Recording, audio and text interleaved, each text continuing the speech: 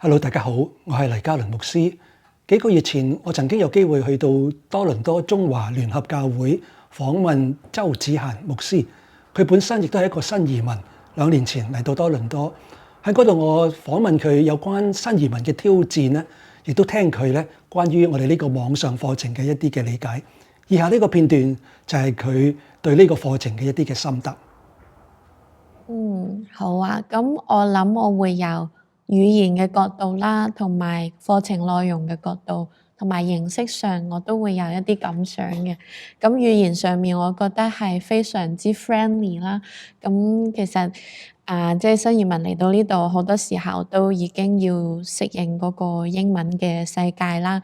咁有一個好親切嘅母語嘅授課咧，我諗係令到大家唔會咁大壓力嘅，即係能夠係即係容易聽得明究竟嗰個課程想講咩，同埋喺呢個課程上面自己都能夠用自己嘅母語去表達自己嘅想法。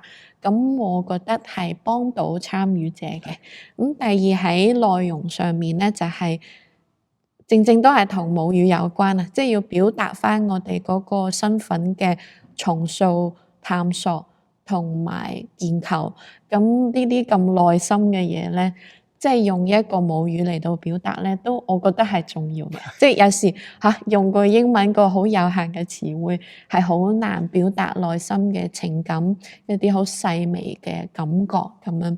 咁同埋嗰個內容上，我都幾 appreciate，即係特別係幫助我哋去用唔同嘅方法論釐清我哋嘅身份嘅探索嘅過程，同埋幫我哋重新嘅建構。其實作為一個新移民嚟到一個新嘅地方，我哋好多時候可能會好努力去要工作啦，應付今個月嘅即係生活費夠唔夠啦支出，但係其實內心深處咧都會對身份嘅尋索好迷茫嘅。嗰種迷茫係嚟自於我哋遠離咗本身我哋好關心嘅地方，但係我哋嘅手機都會有 Apps，都會好關注香港嘅新聞，但係我哋已經唔生活喺嗰個地方。當我哋再關注嘅時候，永遠都跟唔上我哋嗰啲香港嘅朋友。咁我仲係唔係一個香港人咧？即係我仲算唔算得上係關注呢個社會咧？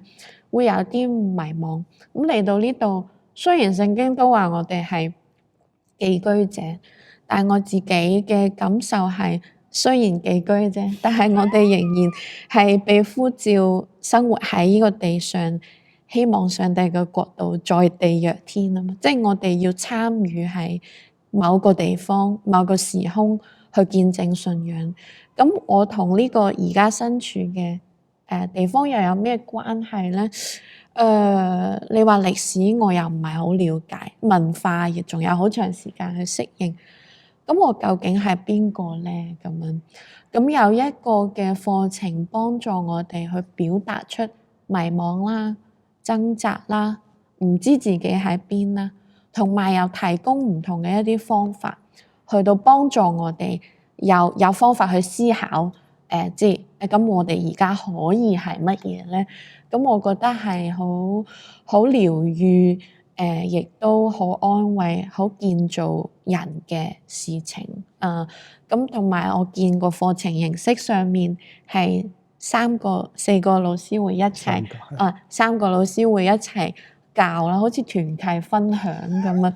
同埋嗰個形式上會有好多好創意，我見到有咩好創意嘅咩，一齊做啲活動嚟到表達一樣嘢。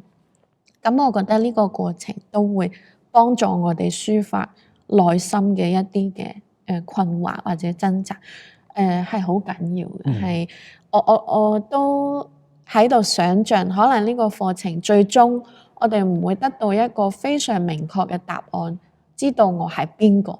但係喺呢個集體探索嘅過程，好似係有一個團契，我哋彼此認識，亦都可以真誠咁樣交流內心嘅嘢。咁呢個係幫助我哋去認識我是誰一件好重要嘅事。案。係好多謝你呢個咁樣嘅分享同埋回應。